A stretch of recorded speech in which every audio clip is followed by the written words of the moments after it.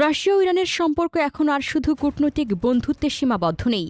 চাপ যত বাড়ছে দুদেশ তত দ্রুত একে অপরের উপর নির্ভরশীল হয়ে উঠছে। পারস্য উপসাগরের দিকে যখন মার্কিন নৌচাপ বাড়ছে, তখন রাশিয়া ও ইরান যুদ্ধের ময়দানে আরেকটি দরজা খুলে দিয়েছে উত্তরের কাস্পিয়ান সাগর। এখানে কোনো মার্কিন ক্যারিয়ার গ্রুপ ঢুকতে পারে না, কোনো ডেস্ট্রয়ার দাঁড়িয়ে কার্গো জাহাজ থামাতে পারে না। তাই দক্ষিণের সমুদ্রপথে চাপ যত বাড়ছে, উত্তরের এই বন্ধ জলভাগ ততই গুরুত্বপূর্ণ হয়ে উঠছে। অপারেশনের প্রথম ধাপ শুরু হয়েছে ইরানের উত্তর উপকূলে। কাস্পিয়ানের 4টি ইরানি বন্দর এখন দ্রুতগতিতে কার্গো গ্রহণ করছে। পারস্য উপসাগরের উপর চাপ তৈরি হওয়ায় পণ্যবাহী জাহাজের রুট বদলে উত্তর দিকে সরছে। বন্দরে নামছে খাদ্যশস্য, পশুখাদ্য, জ্বালানি এবং শিল্পপণ্য। সেখান থেকে ট্রাক ও রেললাইন পণ্য নিয়ে যাচ্ছে ইরানের ভেতরের দিকে। রাশিয়ার দিকেও একই সময়ে চলছে লজিস্টিক প্রস্তুতি। ওলিয়া ও আস্ট্রাখান উত্তরের প্রধান ট্রান্সশিপমেন্ট পয়েন্ট হিসেবে কাজ করছে। রাশিয়ার অভ্যন্তর থেকে পণ্য এসে এখানে জমা হচ্ছে, তারপর জাহাজে তুলে কাস্পিয়ান পাড়ি দিয়ে ইরানের উত্তরাঞ্চলে পাঠানো হচ্ছে। একটি বন্দর থেকে আরেকটি বন্দরে এই চলাচল দেখতে ছোট মনে হলেও এর পেছনে রয়েছে বিশাল স্থল ও রেল নেটওয়ার্ক। এই নেটওয়ার্কের সঙ্গে যুক্ত রয়েছে প্রায় ৭,২০০ কিলোমিটার দীর্ঘ international north south transport corridor. Russia থেকে শুরু হওয়া এই করিডোর কাস্পিয়ান ও ইরানের পরিবহন অবকাঠামো ব্যবহার করে শেষ পর্যন্ত পারস্য উপসাগর এবং ভারতের বাজারের সঙ্গে সংযোগ তৈরি করে।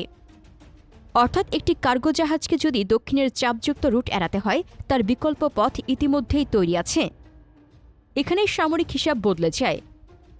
মার্কিন নৌবাহিনী সমুদ্রপথ নিয়ন্ত্রণে অত্যন্ত শক্তিশালী, কিন্তু সেই শক্তিরও ভৌগোলিক সীমা আছে। কাস্পিয়ান একটি ল্যান্ডলক বেসিন, এর সঙ্গে সরাসরি কোনো মহাসাগরীয় জলপথ নেই। ২০১৮ সালের চুক্তিতে কাস্পিয়ানের 5 উপকূলীয় রাষ্ট্রেও বাইরের সামরিক শক্তির উপস্থিতি সীমিত রাখার কাঠামো তৈরি করেছে। ফলে পারস্য উপসাগরের মতো এখানে মার্কিন নৌবাহিনী গিয়ে চাপ সৃষ্টি করতে পারে না। দক্ষিণে যদি কোনো মার্কিন নৌবহর খার্গ দ্বীপের আশপাশের রুট বা হরমুজ প্রণালীর জাহাজ চলাচলের চাপ তৈরি করে, উত্তর দিকে সেই একই কৌশল কার্যকর হয় না। গুলিয়া থেকে ছেড়ে আসা একটি কার্গো জাহাজ কাস্পিয়ানের ভেতর দিয়ে এগিয়ে ইরানের উত্তর উপকূলে পৌঁছে যেতে পারে। সেখানে পণ্য নামার পর সেটি আর আন্তর্জাতিক সমুদ্রপথের লক্ষ্য নয়, তা পরিণত হয় স্থলভিত্তিক কার্গোতে। অর্থাৎ একটি জাহাজকে থামানোর সুযোগ শেষ হয়ে যায় বন্দরে পণ্য নামানোর সঙ্গে সঙ্গেই। তারপর শুরু হয় দ্বিতীয় ধাপ। ট্রাক, রেল এবং অভ্যন্তরীণ সড়কপথ পণ্য নিয়ে যায় ইরানের বিভিন্ন অঞ্চলে। একই করিডোর বিপরীত দিকেও কাজ করে। রাশিয়ার পণ্য দক্ষিণে যায়, আবার ইরানি পণ্য উত্তরের বাজারে পৌঁছাতে পারে। এই দ্বিমুখী প্রবাহ একটি সাময়িক যুদ্ধকালীন রুট নয়, এটি এমন একটি বাণিজ্যিক ব্যবস্থা যেটি কয়েক বছর ধরে ধীরে ধীরে তৈরি করা হয়েছে। বন্দর সম্প্রসারণ, ড্রেজিং, রেল সংযোগ এবং নিয়মিত শিপিং সার্ভিস সবকিছুই এই ব্যবস্থার অংশ। আগে অবকাঠামো তৈরি হয়েছে, এখন সেই অবকাঠামোতে চাপ বাড়ছে। শিল্প খাতের হিসেব অনুযায়ী ২০২৬ সালে রাশিয়া ও ইরানের মধ্যে কাস্পিয়ান কার্গো চলাচল 10 মিলিয়ন টনে পৌঁছাতে পারে। গত বছরের তুলনায় সেটা প্রায় দ্বিগুণ। সংখ্যাটা শুধু বাণিজ্যের হিসাব নয়, সামরিক সংকটের সময় লজিস্টিক ক্ষমতায় অনেক সময় আসল শক্তি হয়ে দাঁড়ায়। ধরা যাক দক্ষিণের একটি ইরানি বন্দর মার্কিন নৌচাপের কারণে ধীর হয়ে গেল, জাহাজের অপেক্ষা বাড়ল, বিমা ও পরিবহন ব্যয় বাড়ল, কিছু রুট কার্যত অচল হয়ে গেল। কিন্তু একই সময়ে উত্তরে কাস্পিয়ানের কার্গো টার্মিনালগুলো চালু থাকলে সরবরাহ পুরোপুরি বন্ধ হচ্ছে না, রুট বদলাচ্ছে কিন্তু প্রবাহ থামছে না। এটাই রাশিয়া ও ইরানের কৌশলের মূল বিষয়। এখানে কোনো সরাসরি নৌযুদ্ধের প্রয়োজন নেই, কোনো ক্ষেপণাস্ত্র হামলারও দরকার নেই। শুধু এমন একটি সরবরাহ চালু রাখা হচ্ছে যেটি মার্কিন নৌবাহিনীর নাগালের বাইরে। দক্ষিণের সমুদ্রপথে শক্তি প্রয়োগ করা গেলেও উত্তরের বন্দর, রেললাইন এবং সড়কপথে সেই একই চাপ প্রয়োগ করা যায় না, কারণ নৌ অবরোধের শক্তি নির্ভর করে প্রবেশাধিকারের ওপর। একটি উন্মুক্ত সমুদ্রপথে যুদ্ধ জাহাজ টহল দিতে পারে, সন্দেহজনক জাহাজ থামাতে পারে এবং নির্দিষ্ট পরিস্থিতিতে কার্গো পরিদর্শনের চেষ্টা করতে পারে। কিন্তু কাস্পিয়ানের ভেতরের রুট, ইরানি বাণিজ্যিক রুট, সেই কাঠামোর বাইরে। এখানে চলাচলকারী জাহাজগুলো কোনো উন্মুক্ত মহাসাগরীয় চোক পয়েন্ট পার হচ্ছে না, তারা একটি বদ্ধ জলভাগের মধ্যে 2 উপকূলের মধ্যে চলাচল করছে। আর একবার পণ্য ইরানের মাটিতে নামলে পরিস্থিতি আরও বদলে যায়। সামনে তখন বন্দর নয়, রেললাইন, সমুদ্র নয়, মহাসড়ক, কার্গো জাহাজ নয়, ট্রাক ও মালবাহী ট্রেন। একটি নৌ অবরোধের পক্ষে এই পুরো স্থল নেটওয়ার্ককে একই সঙ্গে থামানো অনেক কঠিন। রাশিয়া এই ব্যবস্থার উত্তর দিকের সরবরাহকারী, ইরান দক্ষিণ দিকের ট্রানজিট রাষ্ট্র, আর কাস্পিয়ান হল তাদের মাঝের সংযোগস্থল। এই তিনটি অংশ একসঙ্গে কাজ করলে পারস্য উপসাগরকে ঘিরে তৈরি নৌচাপের প্রভাব অনেকটাই সীমিত করা সম্ভব। মস্কো তেহরান বহু বছর ধরে এই পথের সক্ষমতা বাড়াচ্ছে। নতুন টার্মিনাল, গভীর করা নৌপথ, উন্নত রেল সংযোগ এবং নিয়মিত শিপিং সার্ভিস সবকিছুই এই লক্ষ্যকে শক্তিশালী করছে।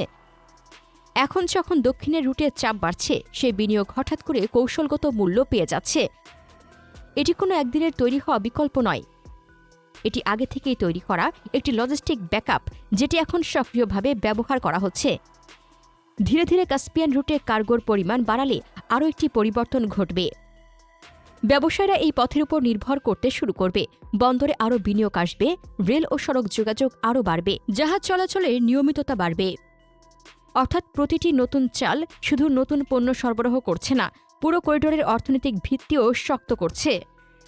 ওয়াশিংটনের জন্য এটাই সবচেয়ে বড় সমস্যা, কারণ দক্ষিণের উপর চাপ যতই বাড়ানো হোক, উত্তরের সরবরাহ ব্যবস্থা যদি একই সঙ্গে সম্প্রসারিত হয়, তাহলে অবরোধের প্রভাব সীমিত থাকে। মার্কিন নৌবাহিনী পারস্য উপসাগরের প্রবেশ পথ নিয়ন্ত্রণ করতে পারে, কিন্তু কাস্পিয়ানের ভেতরে রাশিয়া থেকে ইরানে যাওয়া প্রতিটি কার্গো জাহাজকে থামানোর ক্ষমতা তার নেই। একইভাবে ইরানের দক্ষিণের তেল রপ্তানি ক্ষতিগ্রস্ত হলেও উত্তরের বন্দর দিয়ে আসা খাদ্য, শিল্পপণ্য ও অন্যান্য কার্গো স্থলপথে এগিয়ে যেতে পারে। যুদ্ধের মানচিত্রে তাই এটি একটি অদৃশ্য রেখা তৈরি হচ্ছে। দক্ষিণের সমুদ্র শক্তির চাপ, উত্তরে স্থলভিত্তিক সরবরাহ নিরাপত্তা প্রবাহ, মাঝখানে ইরানের বিশাল সড়ক ও রেল নেটওয়ার্ক। এই ব্যবস্থাকে পুরোপুরি থামাতে হলে শুধু সমুদ্রপথ নিয়ন্ত্রণ করলেই হবে না, এর সঙ্গে উত্তরাঞ্চলের বন্দর, রেল সড়ক এবং অভ্যন্তরীণ পরিবহন ব্যবস্থার উপরও চাপ তৈরি করতে হবে। আর সেটাই সামরিক ও কৌশলগতভাবে অনেক বেশি কঠিন কাজ। কাস্পিয়ান তাই শুধু একটি বাণিজ্যিক জলভাগ নয়, রাশিয়া ও ইরানের জন্য এটি এখন একটি বিকল্প সরবরাহ করিডোর, যেখানে নৌ অবরোধের সবচেয়ে শক্তিশালী অস্ত্রটি কার্যত পৌঁছাতে পারে না। সবচেয়ে গুরুত্বপূর্ণ বিষয় হল, এই সম্পর্ক এখন কথার মধ্যে আটকে নেই, এটি বাস্তব অবকাঠামো, বাণিজ্য আর সামরিক রাজনৈতিক সমন্বয়ের উপর দাঁড়িয়ে যাচ্ছে। কাস্পিয়ান রুট যত শক্তিশালী হবে, রাশিয়া ও ইরানের পারস্পরিক নির্ভরতাও তত বাড়বে। আর এর অর্থ একটাই, মস্কো ও তেহরানকে আলাদা করে চাপ দেওয়ার চেষ্টা যত কঠিন হবে, তাদের যৌথ প্রতিরোধ ব্যবস্থা তত বেশি শক্তিশালী হয়ে উঠবে। প্রিয় দর্শক, রাশিয়া ও ইরানের এই সম্পর্ককে আপনি কিভাবে দেখছেন? আপনার মতামত কমেন্টে জানান। মধ্যপ্রাচ্য নিয়ে আরও জানতে আমাদের চ্যানেলটির ভিডিও ট্যাব থেকে ঘুরে আসুন। এই ভিডিওটি ভালো লাগলে লাইক বাটনে ক্লিক করুন। ভিডিওটি আপনার বন্ধুদের সাথে শেয়ার করে তাদেরকেও ভিডিওটি দেখার সুযোগ করে দিন। ধন্যবাদ।